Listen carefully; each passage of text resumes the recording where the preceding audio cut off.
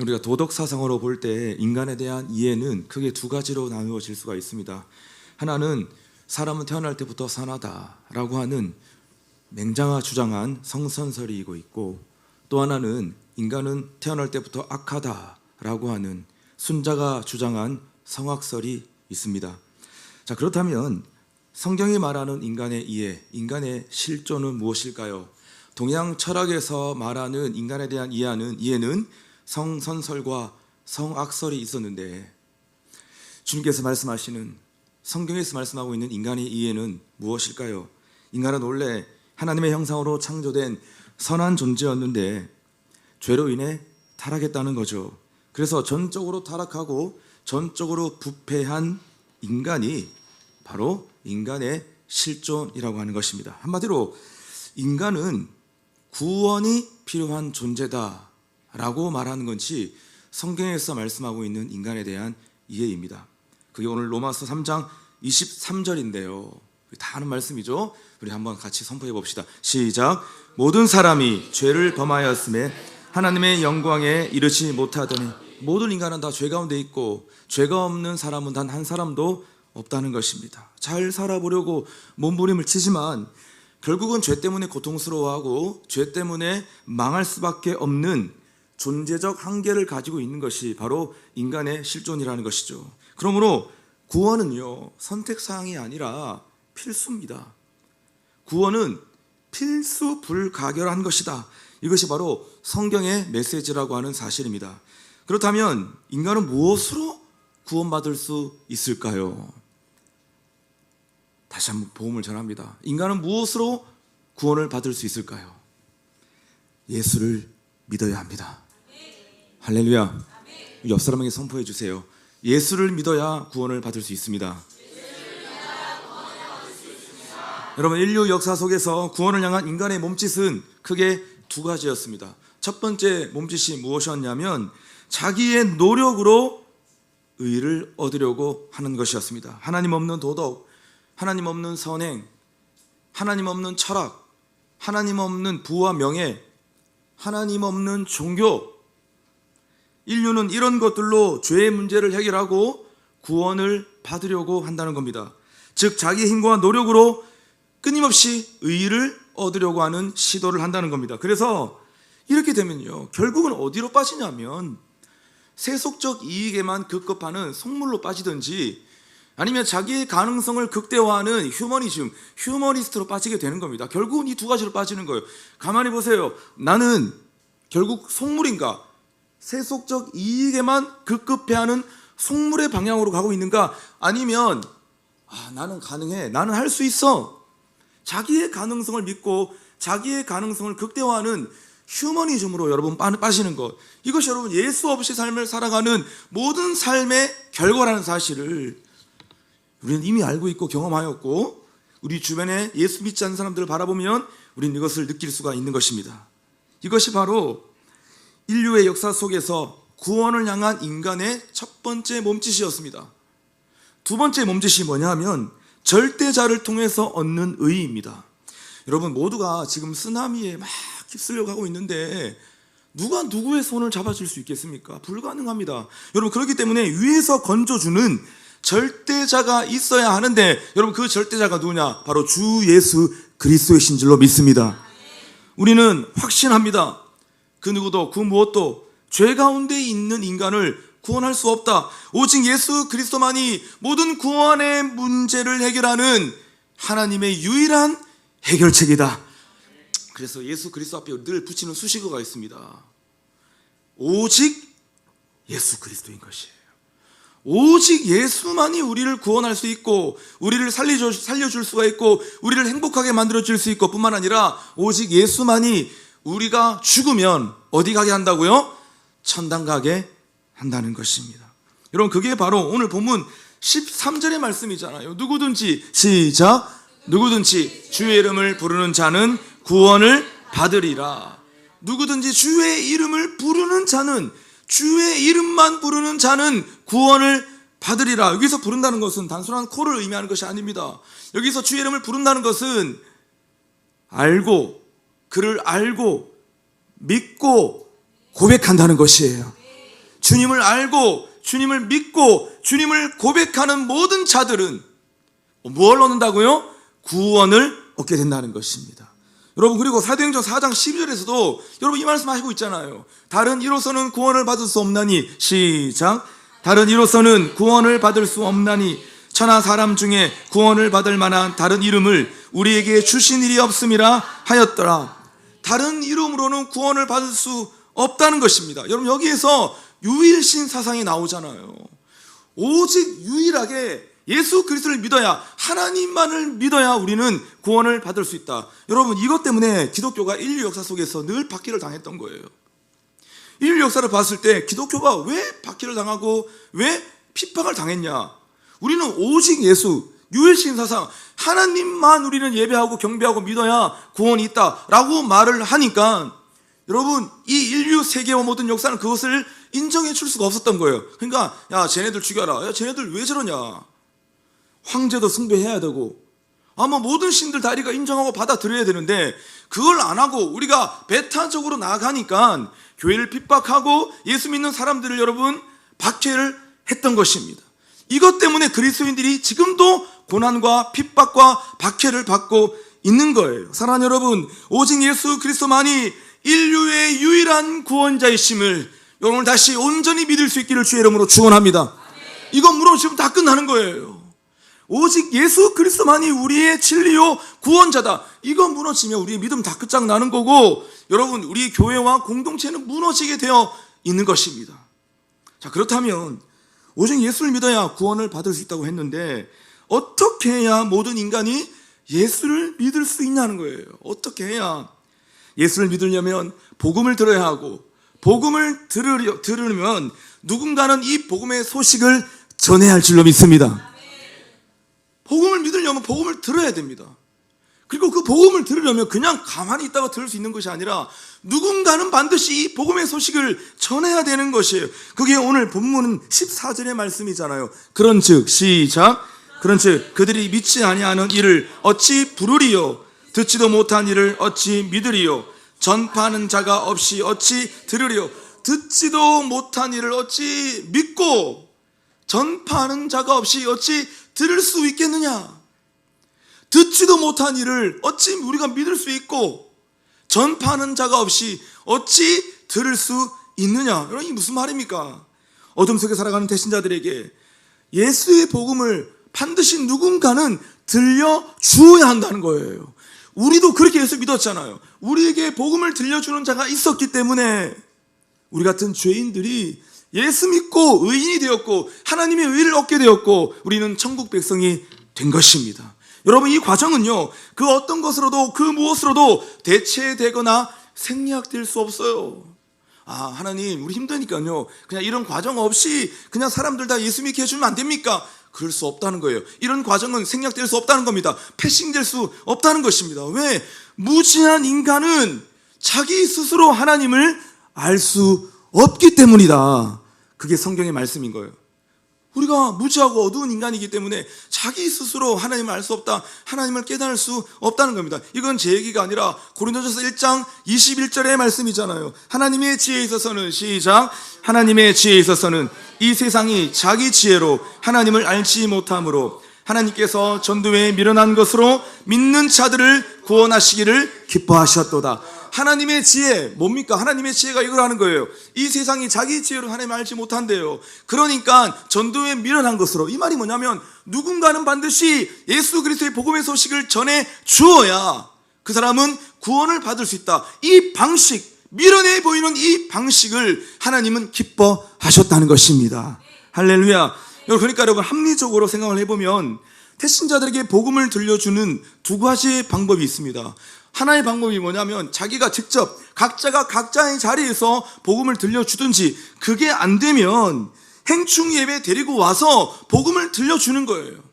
내가 직접 내 언어로, 내 삶으로 복음을 들려주든지, 아, 저는 그게 아직까지는 어려워요. 저는 아직까지 힘듭니다. 제가 직접 복음을 전하기에는 저는 아직 역부족이에요. 훈련을 받아야 돼요. 혹시 그런 분들이 있다고 한다면 태신자들이 복음이 들려지는 이 행충 예배 자리 가운데로 우리가 초대해서 이 자리에 앉혀서 복음을 들을 수 있도록 도와주어야 한다는 것입니다. 그래야 믿음이 생기고 그 믿음으로 구원을 받을 수가 있다는 것이에요. 그러므로 복음을 들려주는 자의 사명, 복음을 들려주는 자의 사명, 즉 보내심을 받은 자들의 사명이 얼마나 중요한지 모릅니다. 교회 다니고 예수 믿고 예배 드리고 이것이 끝이 아니라 정말 복음을 들려주는 자의 사명, 여러분 이 사명은요 교회 안에서 가장 위대한 것이에요. 교회 안에서 가장 위대한 것이 무엇이냐, 가장 위대한 부르심과 사명이 뭐냐라고 물었을 때 답은 뭐냐, 복음을 들려주는 사명이 우리 교회 안에 있습니다라고 우리는 답할 수 있어야 하는 것입니다. 그래서 오늘 보면 다음 구절에서 이렇게 말씀하고 있는 거예요. 15절 시작. 보내심을 받지 아니하였으면 어찌 전파하리요. 기록된 바 아름답도다 좋은 소식을 전하는 자들의 발이여 함과 같으니라. 복음을 전하는 자들의 발이 얼마나 아름다운가. 부르심을 받은 자들의 그 발, 복음을 전하는 자들의 그 발걸음이 얼마나 아름다운가. 이것만큼 아름다운 것이 없고 이것만큼 중요한 사명이 없다는 것입니다. 그것이 오늘 지금 본문에서 차근차근 우리 가운데 말씀하고 있는 주님의 말씀인 것이에요. 여러분, 예수님도 최선을 다해서 복음을 전파하셨잖아요. 한 번도 자신의 사명, 자신의 전도 사명을 망각하신 적이 단 한 번도 없습니다. 예수님이 이 땅에 오신 이유와 목적을 그렇게 밝히고 있어요. 나는 전도하러 왔다, 나는 복음을 전하러 왔다라고 예수님이 말씀하셨잖아요. 마가복음 1장 38절 보십시오. 이르시되 우리가 다른 가까운 마을들로 가자. 거기서도 전도하리니 내가 뭘 위해 왔다고요? 이를 위하여 왔다. 내가 이것 때문에 이 세상에 왔다는 겁니다. 여러분, 예수님이 이것 때문에 이 세상에 왔다고 하면 끝난 거 아닙니까? 예수님이 이것 때문에 이 땅 가운데 오셔가지고 십자가에 죽으시고 복음 전파 사역, 전도 사역을 감당했다면 끝난 거잖아요. 그러면 그의 제자들, 예수 그리스도의 제자들, 교회는 도대체 뭘 해야 되는 것이에요? 예수님처럼 복음을 전하며 전도하는 삶을 살아가야 한다는 겁니다. 여러분, 예수님은 실제로 갈릴리 지방을 두루두루 다니시면서 회당에서 복음을 전하셨습니다. 그 당시 유대 사회 안에서, 지금은 교회당, 예배당이 있는데 유대 사회 안에서는 유대 지역에 뭐가 있었냐면 회당이라는 것이 있었습니다. 그러니까 유대교 랍비들이 늘 말씀을 가르치는 여러분 그런 장소와 공간이었습니다. 예수님이 이 갈릴리 지방을 두루두루 다니시면서 회당이 있으면 회당에 들어가서 사람들을 모아가지고 복음 전하고 전도 사역을 하셨던 겁니다.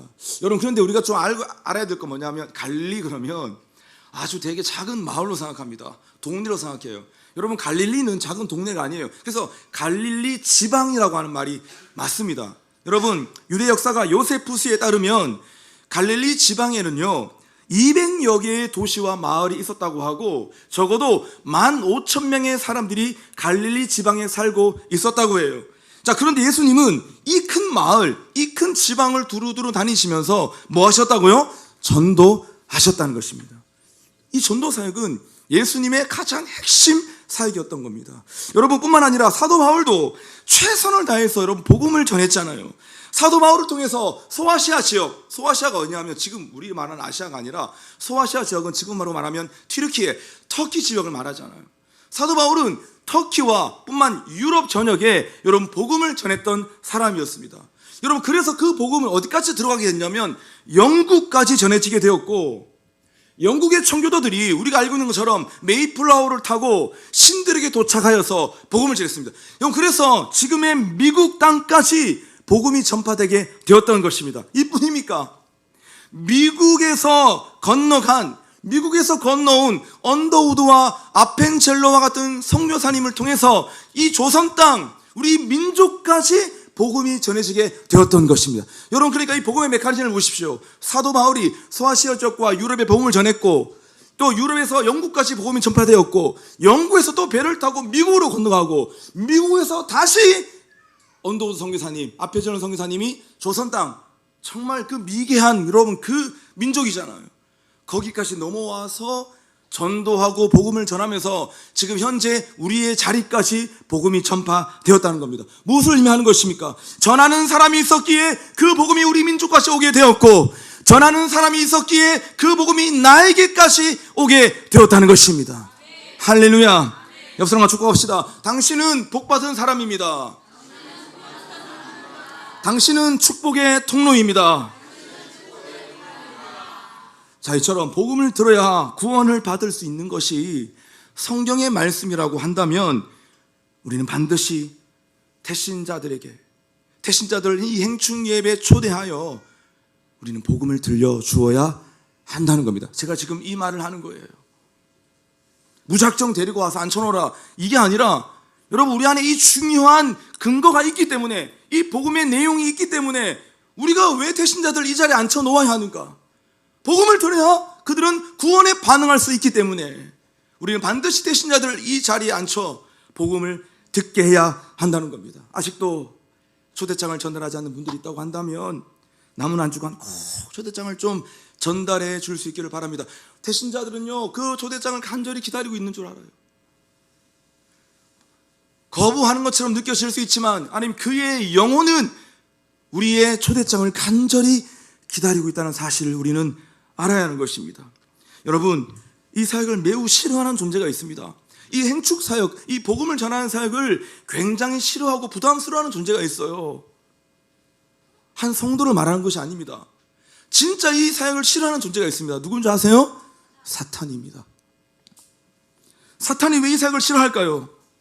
이 사역이 얼마나 파워풀한지를 안 거예요. 이 사역이 얼마나 하나님 나라를 확장하는 사역인지를 사탄도 아는 것입니다. 그렇기 때문에 사탄이 이 사역 너무 싫어합니다. 그래서 여러분, 뭐가 있다? 영적 전쟁이 있는 겁니다.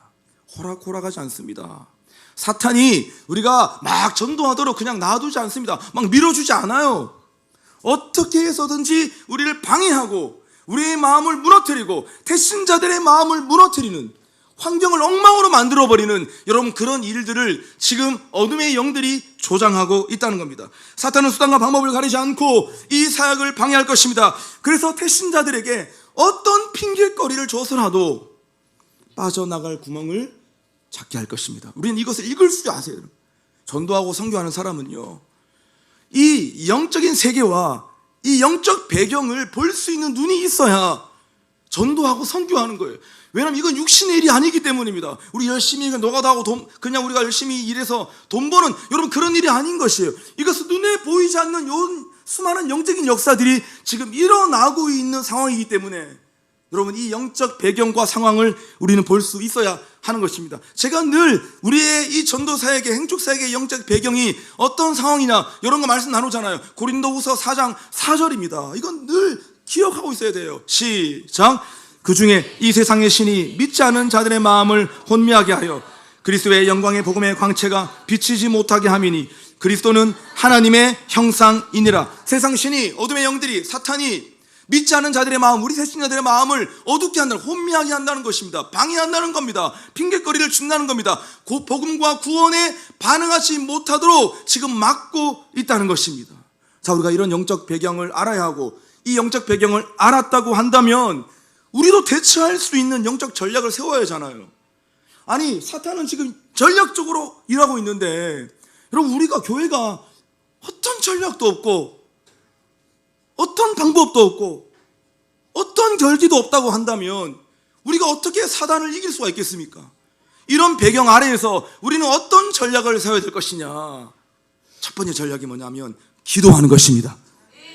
사탄이 틈을 타지 못하도록 영적으로 깨어서 기도하는 것이에요. 여러분, 우리가 기도하면 사탄은 떠나갈 줄로 믿습니다. 이것이 최고의 전략인 것입니다. 그래서 우리는 특세를 한 것이고, 그래서 우리는 릴레이 금식 기도를 했던 것입니다. 아니, 하고 있는 것이에요. 여러분, 그래서 골로새서 4장 3절의 말씀을 보십시오. 또한 우리를 위하여 기도하되, 지금 바울이 기도해달라는 거예요. 우리를 위해서 기도해라. 우리를 위해서 기도하되 뭐라고요? 하나님이 전도의 문을 우리에게 열어주사 그리스도의 비밀을 말하게 하시를 구하라. 우리를, 전도팀을 위해서 너희가 기도해야 하는데, 그 이유가 뭐냐면, 여러분들이 기도한다면 우리의 전도문이 활짝 열려 우리가 영적 전쟁에서 싸워 승리할 수 있다. 바울은 이것을 알았기 때문에 최고의 전략으로 무엇을 택했냐? 기도하는 것에 최고의 전략을 두었다는 사실입니다. 사랑하는 여러분, 기도는 전도의 문을 여는 능력이고, 기도는 모든 묶인 것을 푸는 능력인 줄로 믿습니다. 다시 해볼까요? 기도는 전도의 문을 여는 능력이다. 모든 묶인 것을 푸는 능력이다. 그래서 사람이 일을 하면 사람이 그냥 일하는 거지만 사람이 기도하면 하나님이 일을 하는 것입니다. 우리가 그냥 일로 끝나면 안 되는 거예요. 일했다면 기도해야 되는 것이에요. 왜? 내가 일하면 내가 일한 만큼 끝납니다. 근데 우리가 정말 일하면서 기도했다, 사역하면서 기도한다 라고 하면 누가 일을 하는 거라고요? 하나님께서 일을 하는 것이에요. 남아있는 한 주도 기도의 총량을 채워 영적 전쟁에서 승리할 수 있는 우리 공동체, 전도 공동체가 될 수 있기를 주의 이름으로 축원합니다. 사탄의 방해에 대처하는 두 번째 전략, 첫 번째 전략이 기도하는 것이라고 한다면 두 번째 전략이 무엇이냐? 바로 강권하는 것입니다. 같이 해볼까요? 강권하는 것이다. 사탄의 방해를 알고 있다면 그 다음 전략은 사정없이 밀어붙이는 거예요. 여러분, 강건하다는 것은요, 인정사정 다 봐줄 거 다 봐주고 신사적으로 막 그냥 쭈삣쭈삣 대면서 부끄러워하면서 어찌할 바를 몰라가지고 겨우겨우 복음을 전하는 거 아니라는 거예요. 강권한다는 것은 사정없이 밀어붙이는 겁니다. 상식적 수준을 뛰어넘는 열정으로 강권해야 한다는 거예요. 그게 바로 성경의 말씀이에요. 당장은 심하다 싶어도 먼 훗날에는 우리 대신자들이 반드시 고맙다고 할 거예요. 당장은 왜 이렇게 못 살게 구냐, 지난번에도 갔잖아, 뭐 그런 분들이 있다면서요. 또? 하면서 또 가라고, 또 가자고? 지난번 갔잖아, 나 3번 갔는데 또 가자고? 여러분, 뭐 그렇게 반응할 수 있죠. 근데 당장은 그렇게 반응할 수 있어도 여러분, 확신합니다.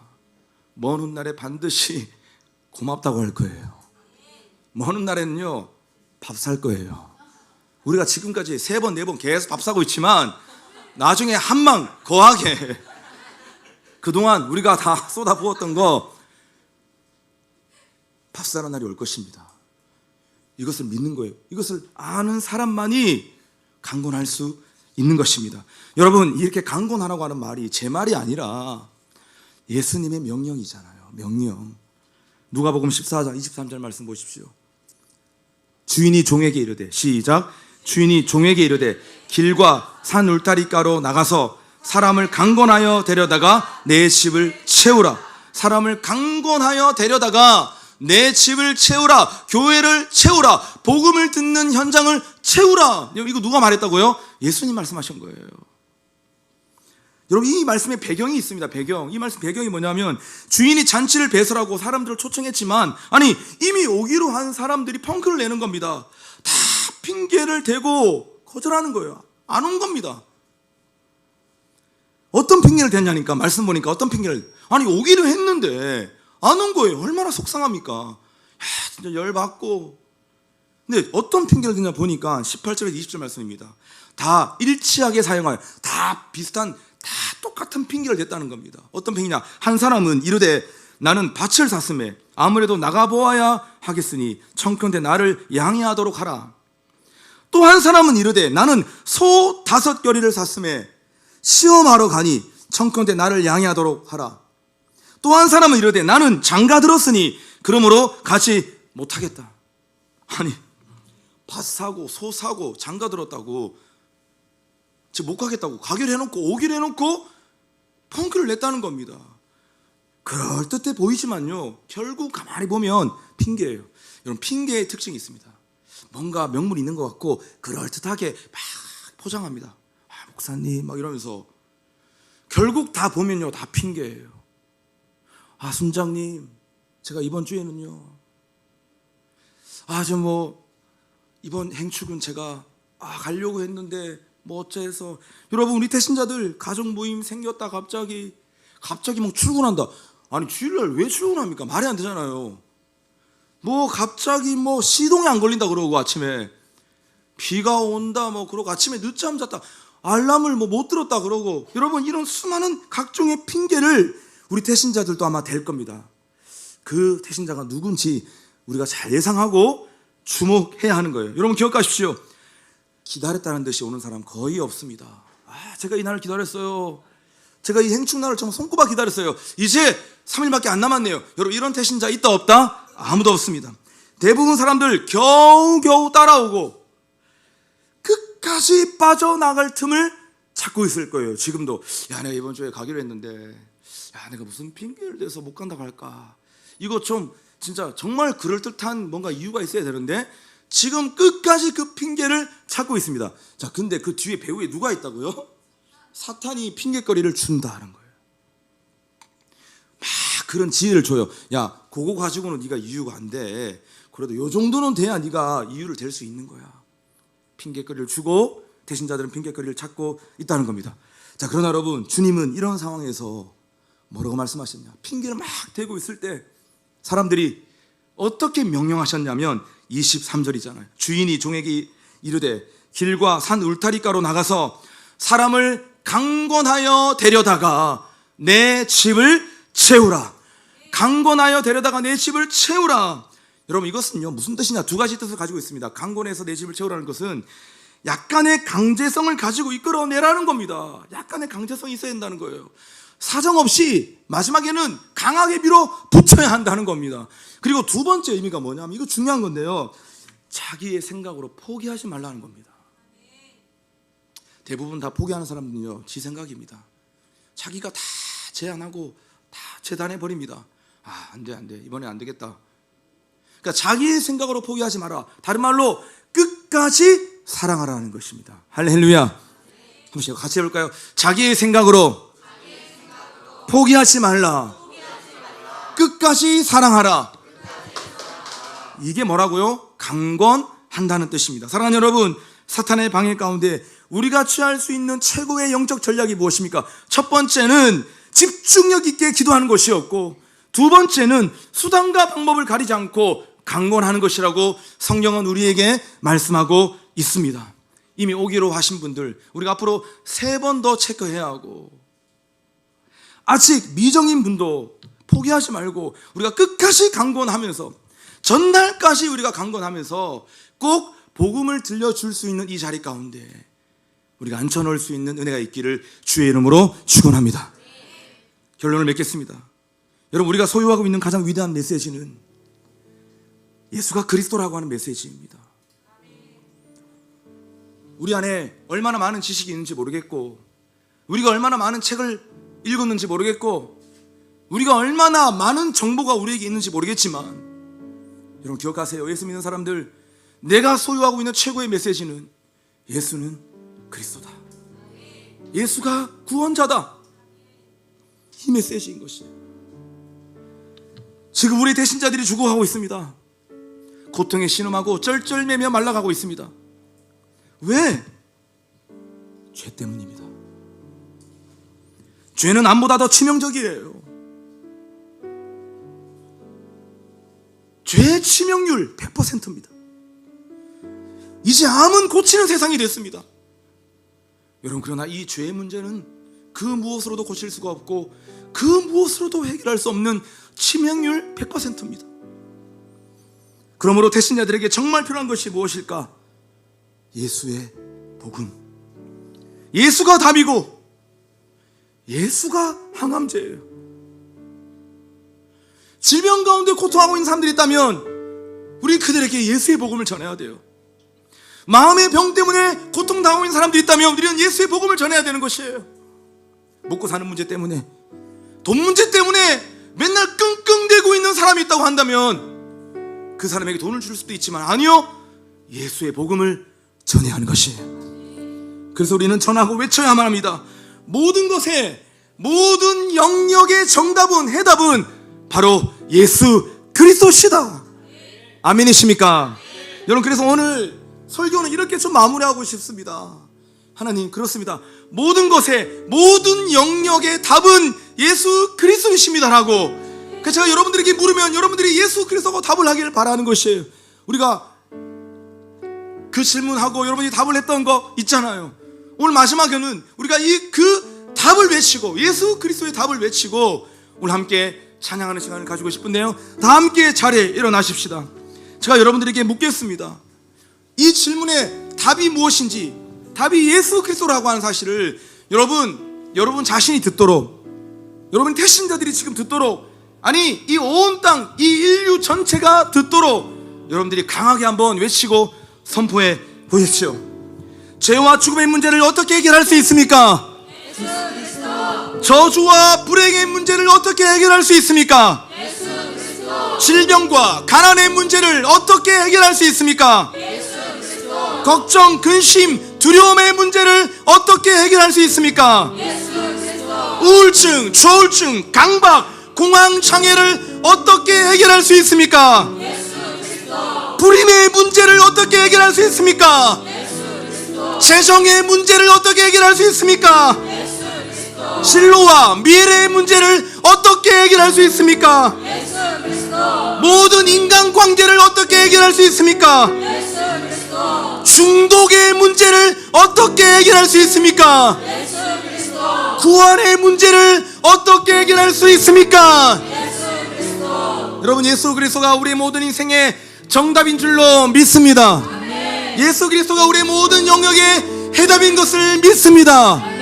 우리의 문제의 근원이시고 우리 문제의 답이 되신 그 하나님께 우리가 영광의 박수를 주며 찬양하십시다. 할렐루야. 여러분, 그래서 내 삶의 이유, 내 삶의 정답이 정말 예수 그리스도이십니다. 이와 같은 마음을 가지고 오늘 우리가 함께 찬양하며 주 앞에 나아가기를 원합니다. 다 함께 찬양합니다. 예수는 내 힘이요, 예수는 내 힘이요, 나의 기쁨, 내 참 소망, 그 이름의 생명이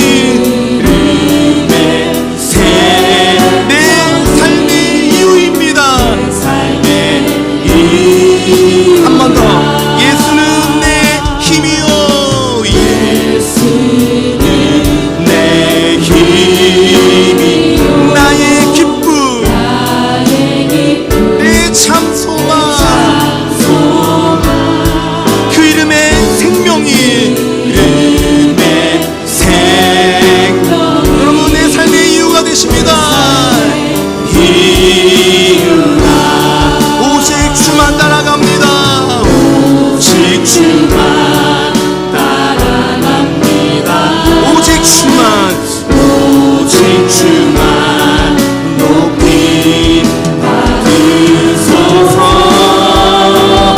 내 평생에, 내 평생에 그 이름을, 그 이름을 그에서 나시는 세상에 노래합니다. 세상에 노래합니다.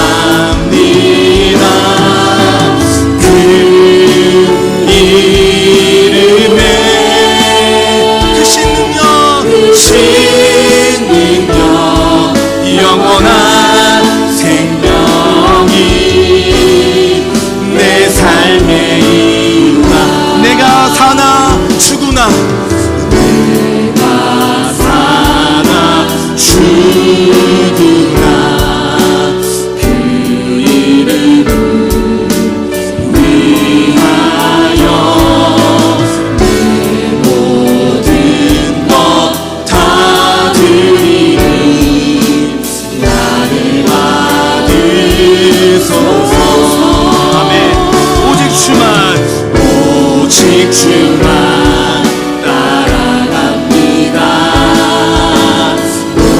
오직 주만 높이 받으소서. 내 평생에, 내 평생에 그 이름을, 그 이름을 그에서 나시는 세상에 노래합니다.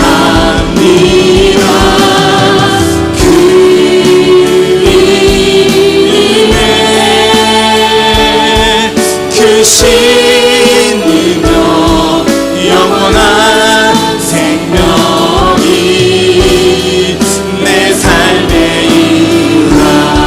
내 평생에, 내 평생에 그 이름을 그에서 나시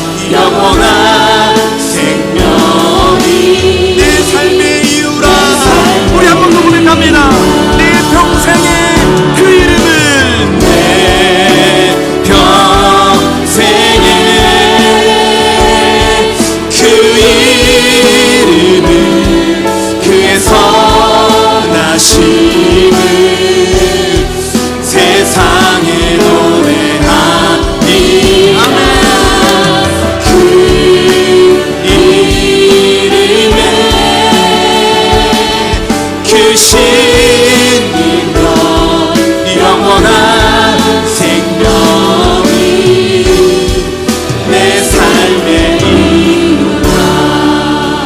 사랑하는 여러분, 우리가 반드시 믿어야 될 것이 뭐냐면 모든 인생과 모든 인류, 정말 그의 인생의 해답은 예수 그리스도가 되신다는 것입니다. 여러분, 다른 대안이 없습니다. 다른 대체자가 없습니다. 여러분, 예수를 믿어야 구원받고, 예수를 믿어야 인생이 풀리고, 예수를 믿어야 행복해질 수 있는 것이기 때문에 지금 죄로 인해 시름시름 알아가고 죽어가고 있는 그 심령들, 그 대신자들, 우리는 반드시 이번 행충 예배에 초대하여 복음을 들려주어야 하는 것, 이것이 오늘 우리에게 가장 위대한 사명이요 우리의 부르심인 줄로 믿습니다. 하나님, 모든 인생의 해답이 되신 예수 그리스도의 복음을 우리 대신자들에게 전달하게 하여 주옵소서. 이를 위해 영적 전략을 우리에게 허락하여 주옵시고, 기도의 능력과 강군의 가치를 우리 가운데 회복시켜 주옵소서.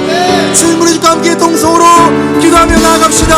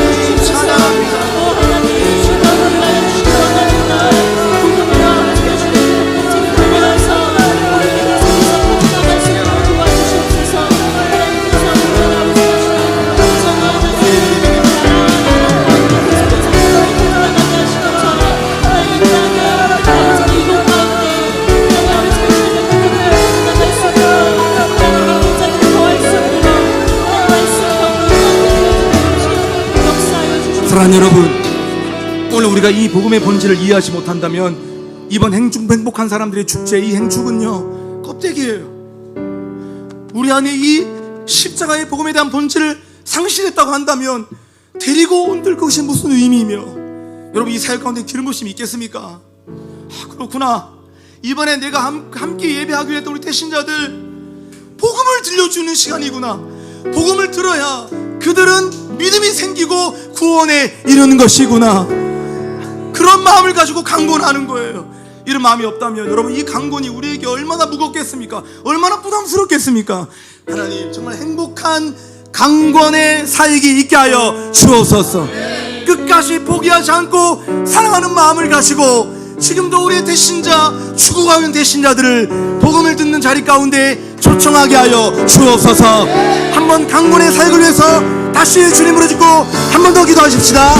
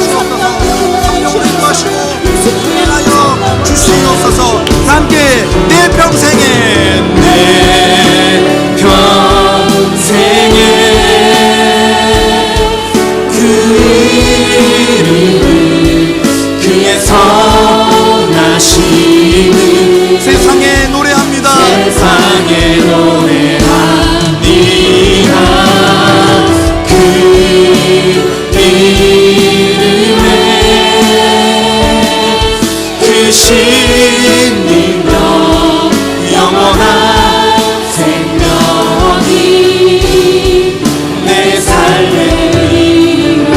여러분, 다시 여러분들에게 질문할게요. 여러분들이 크게 외치며 답을 하십시오. 내 삶의 이유가 되시는 분은 누구십니까? 예수 그리스도. 나를 제자로 부르신 분은 누구십니까? 예수 그리스도. 내가 평생에 닮아가야 할 분은 누구십니까? 예수 그리스도.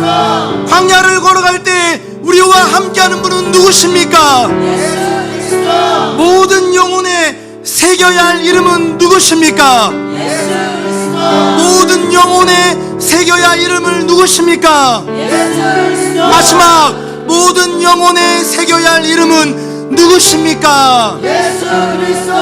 그 예수 그리스도께 우리 다시 한번 영광의 박수로 님을 찬양하십시다. 아멘. 할렐루야. 우리 삶의 이유와 목적이 되시며 모든 인생과 모든 인류의 유일한 해답과 정답과 구원이 되시는 예수 그리스도, 주님만이 우리의 주님이시며 이 땅의 유일한 구원자이심을 선포합니다. 이번 행복한 사람들의 축제, 모든 대신자들이 이 복음과 구원에 반응하는 강력한 기적의 시간으로 역사하여 주옵소서. 성령께서 하늘 문을 여시고 강력한 복음의 기름 부으심으로 임재하여 주옵소서. 예수 그리스도 이름으로 기도하옵나이다. 아멘.